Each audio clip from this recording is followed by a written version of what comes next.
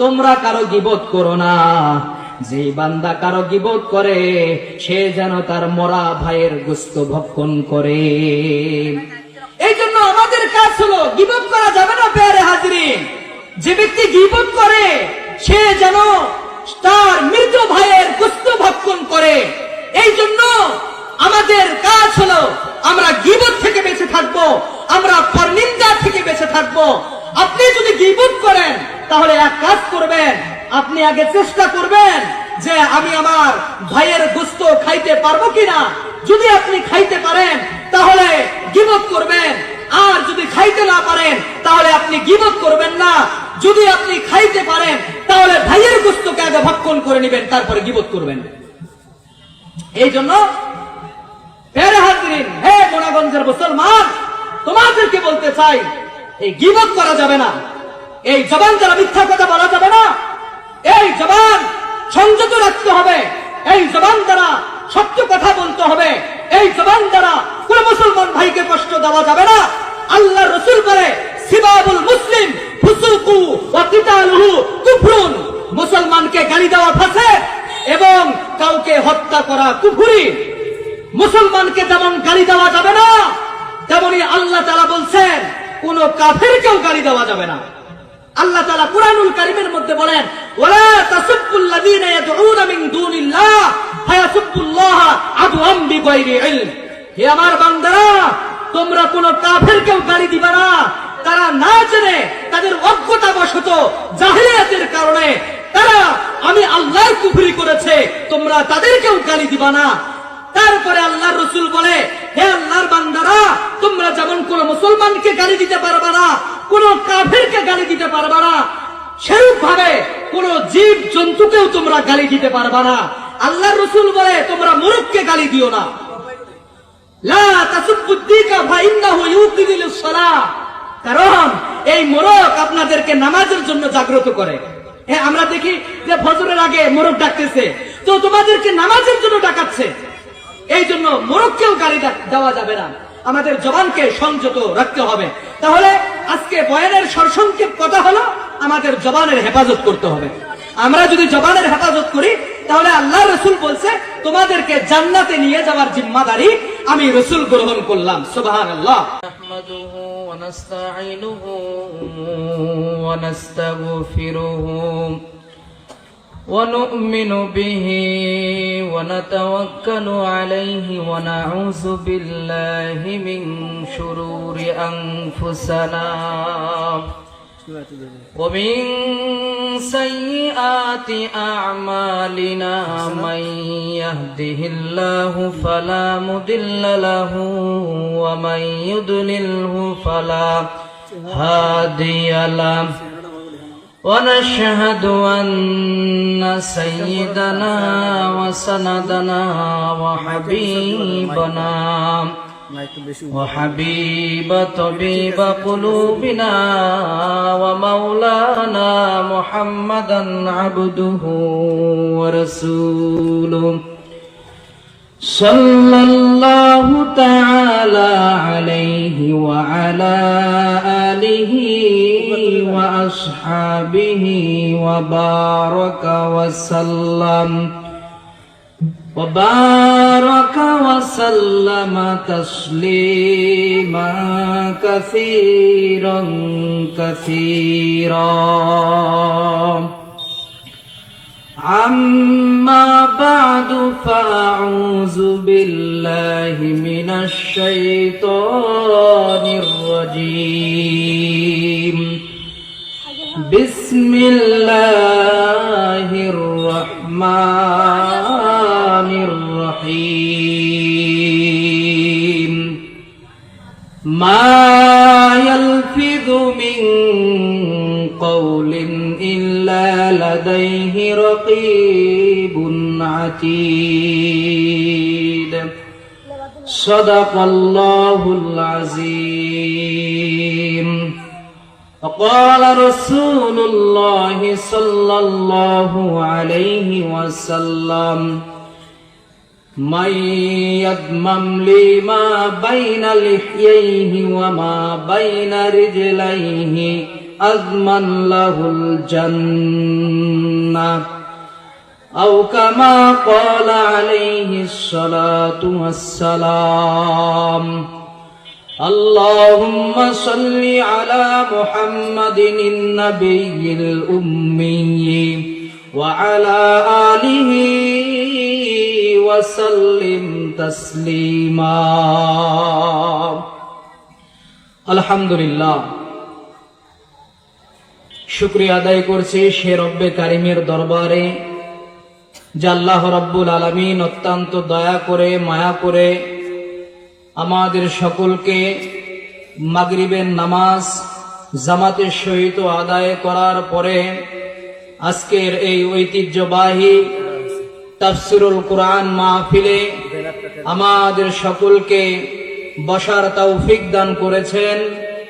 এজন্য আমরা সকলেই আল্লাহ রাব্বুল আলামিনের দরবারে শুকরিয়া আদায় করছি, কালিমাতুশ শুকর পড়ছি, জবান ছেড়ে ভক্তি ভরে উচ্চ কণ্ঠে উচ্চ আওয়াজে সকলে মিলে একসাথে কালিমাতুশ শুকরিয়া আদায় করছি। সকলে বলছি আলহামদুলিল্লাহ। সংক্ষিপ্ত আকারে দরুদ ও সালাম পাঠ করছি আপায়ে নামদার তাজদার মদিনা আহমদ মুস্তাফা মুহাম্মদ মুস্তাফা সৈয়দুল কাউনাইন খাতামুন নবিয়্যিন রাহমাতুল লিল আলামিন জনাবে মুহাম্মদুর রাসূলুল্লাহ।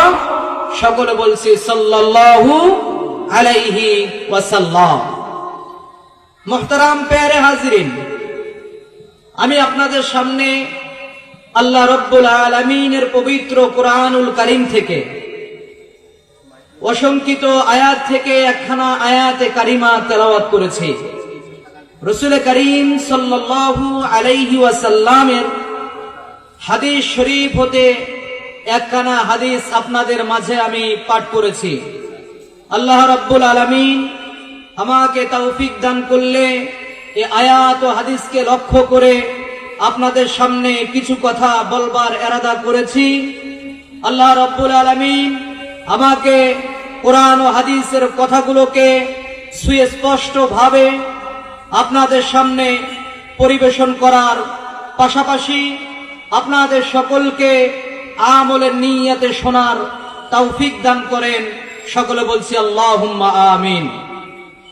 মুহতারাম প্যারে হাজিরিন, আমি আপনাদের সামনে যে আয়াতে কারিমা এবং যে হাদিস শরীফ পাঠ করেছি, এই আয়াত ও হাদিসে জবানের হেফাজত সম্পর্কে আলোচনা করা হয়েছে। তাহলে আজকে আমাদের আলোচ্য বিষয় হচ্ছে জবানের হেফাজত। বলেন কিসের হেফাজত? জবানের হেফাজত। আল্লাহ রাব্বুল আলামিন এই পৃথিবীতে অসংখ্য অগণিত মানব জাতিকে সৃষ্টি করেছেন। রব্বে কারীম এই মানব জাতিকে অসংখ্য অগণিত নিয়ামত দান করেছেন। আল্লাহ রাব্বুল আলামিন আমাদেরকে এত এত নিয়ামত দান করেছেন, যেই নিয়ামত গণনা করে বান্দা তুমি শেষ করতে পারবা না। আল্লাহ তাআলা এত এত নিয়ামত আমাদেরকে দান করেছেন। প্যারে হাজরিন, আল্লাহ আমাদের এত নিয়ামত দান করেছে, এই নিয়ামত গণনা করে আমরা শেষ করতে পারবো না।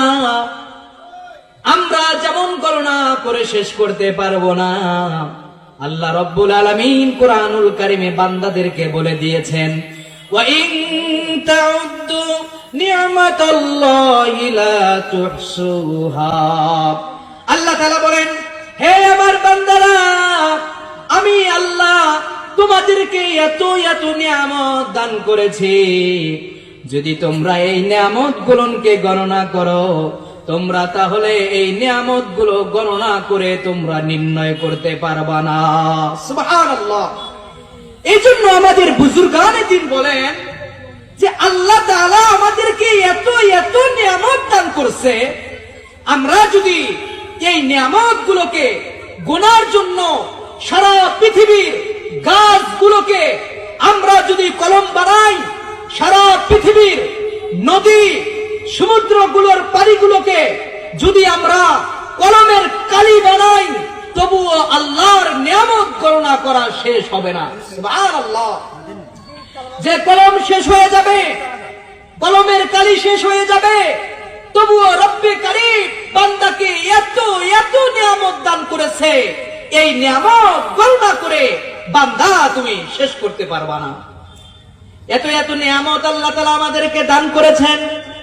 এই নিয়ামত গুলোর মাঝে যেমন বান্দারে তোমার হাত একটা নিয়ামত, বান্দা তোমার পায়ে একটা নিয়ামত, তোমার নাক একটা নিয়ামত, তোমার চোখ একটা নিয়ামত। এই সবগুলো নিয়ামতের মধ্যে উল্লেখযোগ্য একটা নিয়ামত হচ্ছে তোমার এই জবান। এই নিয়ামত গুলোর মাঝে উল্লেখযোগ্য নিয়ামত হলো এই জবান। কারণ মানুষ এই জবানের মাধ্যমে তার রাগ বিরাগ, আবেগ অনুভূতি, দোস্তি, শত্রুতা সব কিছু প্রদর্শন করে জবানের মাধ্যমে। এই জন্য বলা হয়েছে এই জবান মানুষের জন্য জান্নাত এবং এই জবান মানুষের জন্য জাহান্নাম। আমরা যদি আমাদের জবানের সঠিক ব্যবহার করি তাহলে এই জবান আমাদেরকে জান্নাতে নিয়ে যাবে, সুবহানাল্লাহ। আর যদি আমরা এই জবানের অপব্যবহার করি তাহলে জবান আমাদেরকে জাহান্নামে নিয়ে যাবে। এই জন্য এই জবানের সঠিক ব্যবহার করতে হবে। এই জবানের সঠিক ব্যবহার করলে তুমি জান্নাতে যেতে পারবা, জবান তোমাকে জান্নাতে নিয়ে যাবে। আর যদি এই জবানের অপব্যবহার করো তাহলে জবান তোমাকে জাহান্নামে নিয়ে যাবে। রাসূল করিম সাল্লাল্লাহু আলাইহি ওয়াসাল্লাম হাদিস শরীফের মধ্যে উম্মতদেরকে বলে দিয়েছেন, হে আমার উম্মতেরা তোমরা শোনো, মাইয়াতমাম লিমা বাইনা লিহইয়াইহি ওয়া মা বাইনা রিজলাইহি আযমাল্লাহুল জান্নাহ। রাসূল করিম সাল্লাল্লাহু আলাইহি ওয়াসাল্লাম বলেন, হে আমার উম্মতেরা তোমরা শোনো, তোমরা যারা আমার জন্য তোমাদের দুই চোয়ালের মধ্যবর্তী জিনিসকে এবং তোমাদের দুই পায়ের মধ্যবর্তী বস্তুর হেফাজত করবা, আমি আল্লাহ রাসূল বলতেছি তোমাদেরকে জান্নাতে নিয়ে যাওয়ার জিম্মাদারি আমি রাসূল গ্রহণ করলাম। সুবহানাল্লাহ। তো প্যারে দুস্থ বুজুর্গ, আল্লাহ রাসূল বলতেছে, হে আমার উম্মতেরা তোমরা যারা আমি রাসূলের জন্য তোমাদের দুই চোয়ালের মধ্যবর্তী স্থান জবান, এই জবানকে হেফাজত করবা, তোমাদের দুই পায়ের মধ্যবর্তী স্থান লজ্জাস্থানের হেফাজত করবা। তোমরা যদি এই দুইটি জিনিসের হেফাজত করতে পারো তাহলে আমি রাসূল বলতেছি তোমাদেরকে জান্নাতে নিয়ে যাওয়ার জিম্মাদারি আমি রাসূল গ্রহণ করলাম। সুবহানাল্লাহি ওয়া বিহামদিহি। এই জন্য প্যারে দোস্ত বুজুর্গ, এই জবানের হেফাজত করতে হবে, এই জবানের সঠিক ব্যবহার করতে হবে। আমরা জবানের সঠিক ব্যবহার কেমনে করব? এই জবানের সঠিক ব্যবহার হলো এই জবান দ্বারা সত্য কথা বলতে হবে, এই জবান দ্বারা আল্লাহর নিয়ামতের শুকরিয়া আদায় করতে হবে, এই জবান দ্বারা কোরআনুল কারীম তেলাওয়াত করতে হবে, এই জবান দ্বারা তাসবিহ তাহলিল পাঠ করতে হবে। আমরা যদি আমাদের এই জবানকে সঠিক কাজে ব্যয় করতে পারি, আমরা যদি আমাদের এই জবান দ্বারা মিথ্যা, এই জবান দ্বারা সত্য কথা বলা, এই জবান দ্বারা আল্লাহর নিয়ামতের শুকরিয়া আদায় করতে পারি, তাহলে আমাদেরকে জান্নাতে নিয়ে যাওয়ার জিম্মাদারি যিনি গ্রহণ করেছেন, চিৎকার মেরে বলেন তিনি কে? আল্লাহ রাসূল গ্রহণ করেছে। আর যদি হে উম্মতেরা তোমরা এই জবানের অপব্যবহার করো, জবানকে তোমরা যদি সংযুক্ত না রাখতে পারো তাহলে এই জবান তোমাদেরকে জাহান্নামে নিয়ে যাবে। এই জবান দ্বারা যদি তুমি মিথ্যা কথা বলো, এই জবান দ্বারা যদি আল্লাহর আয়াতকে মিথ্যা বলো, এই জবান দ্বারা যদি মানুষের গীবত করো, এই জবান দ্বারা যদি মানুষের পরনিন্দা করো, তাহলে এই জবান তোমাকে জাহান্নামে নিয়ে যাবে। এই জবান তোমাকে জাহান্নামে নিয়ে যাওয়ার কারণ হয়ে দাঁড়াবে। এই জন্য আমাদের কাজ, প্যারে হাজির, আমাদের কাজ হলো এই জবানের সঠিক ব্যবহার করা, জবানের অপব্যবহার করা যাবে না। এই জবান যদিও ছোট্ট একটা মাংসের টুকরা, কিন্তু মানুষের ভালো মন্দ, মানুষের কল্যাণ ও কল্যাণের পিছনে এই জবানের সবচেয়ে বড় অবদান রয়েছে। এই জন্য আমাদের এই জবানের হেফাজত যিনি করেছেন আল্লাহ রব্বে কারীম নিজে হেফাজত করেছেন এবং বান্দাদেরকে তা নিয়ন্ত্রণ করার জন্য, তা হেফাজত করার জন্য বান্দাদেরকে সতর্ক করে দিয়েছেন। এই জবান আল্লাহ রব্বুল আলামিন নিজে হেফাজত করছে কেমনে? আমাদের শরীরের আকর্ষণীয় জায়গা হলো এই চেহারা। এই চেহারার মধ্যে আল্লাহ রব্বুল আলামিন জবানকে সেট করে দিয়েছেন। তারপরে হচ্ছে মুখ, এই মুখের ভিতরে আল্লাহ জবানকে সেট করে দিয়েছেন। তারপরে শুধু মুখের ভিতরেই না, রব্বে কারীম উপরে নিচে 32টা দাঁতের ব্যারিকেড দিয়ে রব্বে কারীম জবানের হেফাজত করেছেন। নিজে তো হেফাজত করেছেন, বান্দাদেরকেও হেফাজত করার জন্য সতর্ক করে দিয়েছেন। রব্বে কারীম কোরআনুল কারীমে বলেন, মা ইয়ালফিযু মিন কাওলিন ইল্লা লাদাইহি রাকীবুন আতীদ। আল্লাহ রাব্বুল আলামিন বলেন, হে নবী, আপনি আপনার উম্মতদেরকে বলে দেন, আপনার উম্মত যে কথাই বলে না কেন, এই কথাকে গ্রহণ করার জন্য আমি আল্লাহ তাআলা তার কাছে সদা সর্বদা আমি আল্লাহ তাআলা একটা প্রহরী নিযুক্ত করে রেখেছি। এই জন্য আমরা যখন কথা বলবো আমাদের চিন্তা ভাবনা করে কথা বলতে হবে, চিন্তা ভাবনা করতে হবে। আমি যে এই কথাটা বলছি, এই কথা দ্বারা আমার দুনিয়াবি ফায়দা কতটুকু হচ্ছে, আমি যে কথাটা বলছি আমার কথা দ্বারা আখিরাতি ফায়দা কতটুকু হচ্ছে, আমার এই জবান দ্বারা কোন মুসলমান ভাই কষ্ট পাচ্ছে কিনা, আমার এই জবান, আমার এই মুখের কথা কারো গীবত হচ্ছে কিনা, আমার এই জবান কারো পরনিন্দা হচ্ছে কিনা। যদি আমাদের জবানের কথা দ্বারা কোনো মুসলমান ভাই কষ্ট পায়, যদি এই জবানের কথা কারো জন্য গীবত হয়ে যায়, তাহলে তোমরা মনে রাখবা কাল কিয়ামতের ময়দানে তোমার আমল নামাগুলোকে, তোমার নেকিগুলোকে যার গীবত করছো তার আমল নামায় দেওয়া হবে এবং তার বদ আমলগুলোকে তোমার আমল নামায় চাপিয়ে দেওয়া হবে।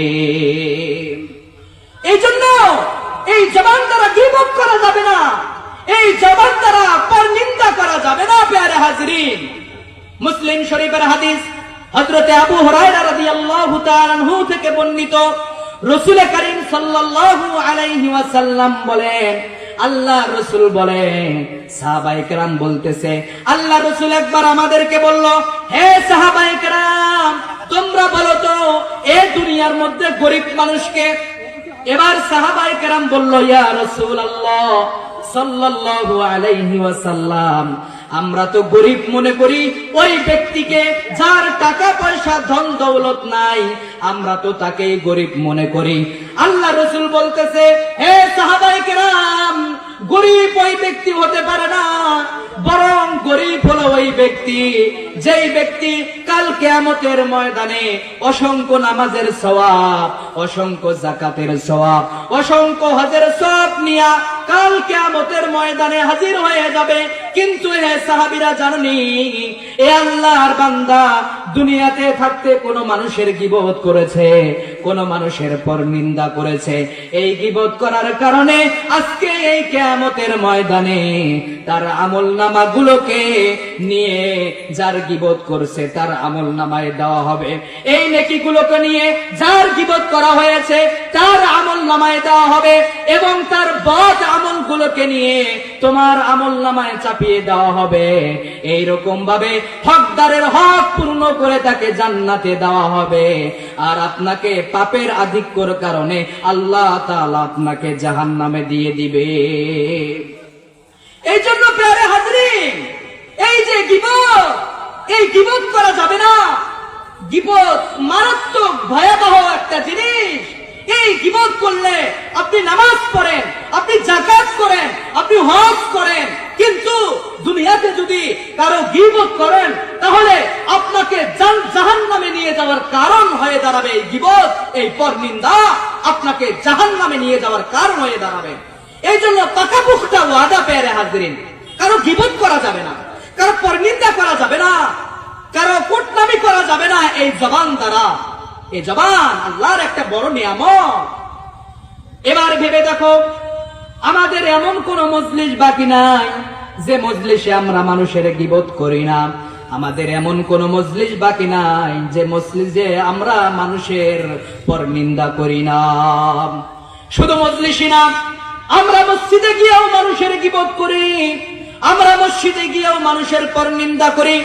আর আমরা মনে করি আমরা তো নামাজ পড়ছি, আমরা তো রোজা করেছি, আমরা তো নফল ইবাদত করছি, আমরা আমলের পাহাড় করে উঠাইতেছি।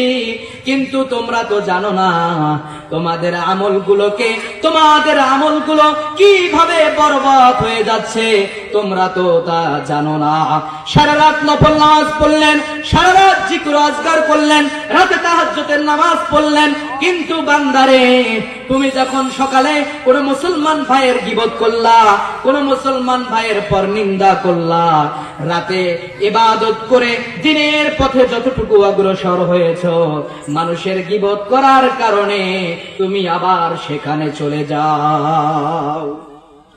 এই জন্য এ ব্যাপারে চমৎকার একটা ঘটনা বলেছে হযরত মাওলানা আশরাফ আলী থানভী রাহমাতুল্লাহি আলাইহি। তিনি চমৎকার একটা ঘটনা বলেছে, আমাদের আমলগুলো কিভাবে বরবাদ হয়ে যাচ্ছে আমরা নিজেরা টের পাচ্ছি না। হযরত মাওলানা আশরাফ আলী থানভী রাহমাতুল্লাহি আলাইহি তিনি বলেন যে একটা লোকের একটা ঘোড়া ছিল, ওই ঘোড়া দেখতে হিষ্টপিষ্ট ছিল, মোটা তাজা ছিল, এই ঘোড়াটা দেখতে অনেক চমৎকার ছিল। কিন্তু ঘোড়াটার একটা বদ অভ্যাস আছে, এই ঘোড়া যখন মলমূত্র ত্যাগ করত তখন পিছনের দিকে ফিরায়া ওই মলমূত্রের ঘ্রাণ সে নিত। এই জন্য এই ঘোড়া সওয়ারি ব্যক্তি বলে, আমি আমার এই ঘোড়া নিয়ে আমি সফরে যাইতে পারি না, আমি যদি আমার এই ঘোড়া নিয়ে আমি সফর করি তাহলে আমি কাফেলার সহিত একসাথে চলতে পারি না। তো এই ব্যক্তি এই বেচারা না পেয়ে একবার সফরে রওনা হয়ে গেল, সফরে যাইতেছেন, প্রতিমধ্যে আরেকজন ঘোড়া সওয়ারির সাথে তার সাক্ষাৎ হয়ে গেল। এবার এই বান্দা বলতেছে, হে ভাই, হে ঘোড়া সওয়ারি, আপনি কি আমাকে একটু সাহায্য করবেন? এবার বলতেছে, আচ্ছা ঠিক আছে, আপনি বলেন, আপনার সাহায্য করার জন্য আমি প্রস্তুত আছি। এবার এই ঘোড়া সওয়ারি বলতেছে, ভাই, আমার এই ঘোড়া দ্বারা আমি সফর করতে পারি না, আমি যদিও সফর করি আমি কাফেলার সহিত চলতে পারি না। ভাই, আপনি এক কাজ করবেন, আপনি আমার ঘোড়ার পিছনে পিছনে রওনা করেন, আমি আগে আগে চলি, আপনি পিছনে পিছনে চলেন। আমার ঘোড়া যখন পিছনের দিকে তাকাবে মলমূত্রের ঘ্রাণ নেওয়ার জন্য, আপনি আপনার চাবুক দিয়ে আমার ঘোড়াকে বাড়ি দিবেন, যাতে করে আমার ঘোড়া পিছনের দিকে তাকাইতে না পারে। এই ব্যক্তি বলতেছে, আচ্ছা ঠিক আছে ভাই, আপনি রওনা হয়ে যান। দুজনে রওনা হয়ে গেল। এই ঘোড়া সওয়ারি ব্যক্তি পিছনে রওনা হয়ে গেল। এই ঘোড়া যখন মলমূত্রের ঘ্রাণ নেওয়ার জন্য পিছনের দিকে তাকায়, এই ব্যক্তি অমনি তার চাবুক দ্বারা ওই ঘোড়ার মাথার মধ্যে একটা ডাং দিয়ে দেন, আর ঘোড়া তাকাতে পারে না। এইরকম ভাবে বেশ কিছু দূর সফর ভালোই হলো, অনেক ভালো হলো, দুজনে অনেক দূর অগ্রসর হয়ে গেল। এবার আল্লাহর এই বান্দা বলতেছে, হে ভাই, আমার গন্তব্য তো অন্যদিকে, আমি অন্যদিকে যাব, আপনি যাবেন অন্যদিকে। হে ভাই, আমি এখন আপনার কাছ থেকে ফারেক হয়ে গেলাম, আপনি অন্য দিকে যান, আমি অন্যদিকে যাই, আপনার গন্তব্য অন্যদিকে, আমার গন্তব্য অন্যদিকে।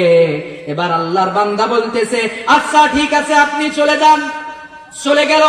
এবার এই ব্যক্তি সফর আবার রওনা করলো, আবার যাত্রা শুরু করে দিল। এবার তিনি ভাবতেছে, আহারে মুসিবত, আল্লাহর বান্দা তো এতক্ষণ আমার ঘোড়ার পিছনে ছিল, যখনই আমার ঘোড়া মলমূত্রের ঘ্রাণ নেওয়ার জন্য পিছনের দিকে তাকাইতো, চাবুক দিয়ে বাড়ি মারতো, এবার তো এই ব্যক্তি নাই। যদি আমার ঘোড়া পিছনের দিকে তাকায়, যদি এই ব্যক্তিকে না দেখে, তাহলে আমার ঘোড়া তো অমনি দৌড় দিয়ে আবার সে জায়গায় চলে যাবে যে জায়গায় সে মলমূত্র ত্যাগ করেছে। এবার এই ব্যক্তি যাত্রা শুরু করে দিল। কিছু দূর যাওয়ার পথে এই ঘোড়া মলমূত্রের ঘ্রাণ নেওয়ার জন্য তার অভ্যাস অনুযায়ী পিছনের দিকে তাকাইলো।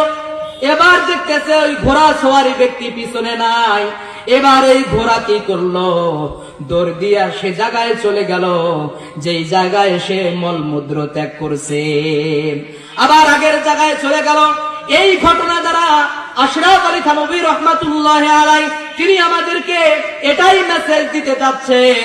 তিনি বলতেছেন, এটাই মেসেজ দিচ্ছেন, হে আল্লাহর বান্দারা, ওই ইবাদত গুজারি বান্দার ঘটনা, ওই ইবাদত গুজারি বান্দার অবস্থা এই অনুরূপ।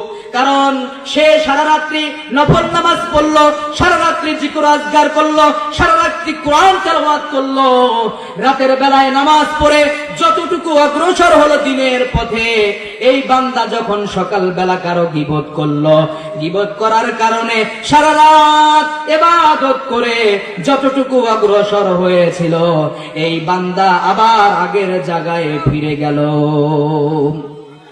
এই জন্য কারো গীবত করা যাবে না, কারো পরনিন্দা করা যাবে না, কারো দোষ খোঁজা যাবে না। আমাদের জবানের হেফাজত করতে হবে, আমাদের জবানকে সংযত রাখতে হবে। প্যারে হাজরিন, আল্লাহ রাব্বুল আলামিন কোরআনুল কারীমের মধ্যে বলেন, ইয়া আইয়ুহাল্লাযীনা আমানু জতানিবু কাসীরাম মিনাজ-যন ইন্না বা'দায-যন্নি ইসমু কাসীরু। তো আল্লাহ তাআলা বলেন কোরআনুল কারীমের মধ্যে বলেন, হে আমার বান্দারা, তোমরা অনেক ধারণা থেকে বেঁচে থাকো, অনেক ধারণা থেকে বেঁচে থাকো। কারণ কিছু কিছু ধারণা হলো গুনাহ, এবং তোমরা কারো পিছনে লাগিও না, তোমরা কারো গীবত করো না। যেই বান্দা কারো গীবত করে সে যেন তার মরা ভাইয়ের গোশত ভক্ষণ করে। এই জন্য আমাদের কাজ হলো, গীবত করা যাবে না। প্যারে হাজরিন, যে ব্যক্তি গীবত করে সে যেন তার মৃত ভাইয়ের গোশত ভক্ষণ করে। এই জন্য আমাদের কাজ হলো, আমরা গীবত থেকে বেঁচে থাকবো, আমরা পরনিন্দা থেকে বেঁচে থাকবো। আপনি যদি গীবত করেন তাহলে এক কাজ করবেন, আপনি আগে চেষ্টা করবেন যে আমি আমার ভাইয়ের গোশত খাইতে পারবো কিনা। যদি আপনি খাইতে পারেন তাহলে গীবত করবেন, আর যদি খাইতে না পারেন তাহলে আপনি গীবত করবেন না। যদি আপনি খাইতে পারেন তাহলে ভাইয়ের গোশতকে আগে ভক্ষণ করে নেবেন, তারপরে গীবত করবেন। এই জন্য প্যারে হাজরিন, হে গোনাগঞ্জের মুসলমান, তোমাদেরকে বলতে চাই, এই গীবত করা যাবে না, এই জবান দ্বারা মিথ্যা কথা বলা যাবে না, এই জবান সংযত রাখতে হবে, এই জবান দ্বারা সত্য কথা বলতে হবে, এই জবান দ্বারা কোন মুসলমান ভাইকে কষ্ট দেওয়া যাবে না। আল্লাহ রাসূল বলে, সিবাবুল মুসলিম ফুসুকু ওয়া কিতালুহু কুফরুন, মুসলমানকে গালি দেওয়া ফাসিক এবং কাউকে হত্যা করা কুফরি। মুসলমানকে যেমন গালি দেওয়া যাবে না, তেমনি আল্লাহ তাআলা বলছেন কোন কাফেরকেও গালি দেওয়া যাবে না। আল্লাহ তাআলা কুরআনুল কারীমের মধ্যে বলেন, ওয়ালা তাসুব্বুল্লাযীনা ইয়াদউনা মিন দুনিল্লাহ ফায়াসুব্বুল্লাহ আদওয়াম বিগাইরি ইলম। হে আমার বান্দারা, তোমরা কোন কাফেরকেও গালি দিবা না, তারা না জেনে, তাদের অজ্ঞতাবশত জাহেলিয়াতের কারণে তারা আমি আল্লাহর কুফরি করেছে, তোমরা তাদেরকেও গালি দিবা না।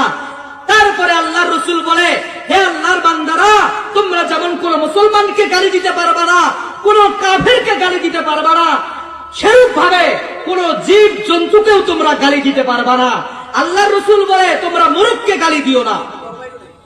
লা তাসুব্বুদ্দিকা ফাইন্নাহু ইউকিদিলুস সালাহ, কারণ এই মোরগ আপনাদেরকে নামাজের জন্য জাগ্রত করে। হ্যাঁ, আমরা দেখি যে ফজরের আগে মোরগ ডাকতেছে, তো তোমাদেরকে নামাজের জন্য ডাকাচ্ছে।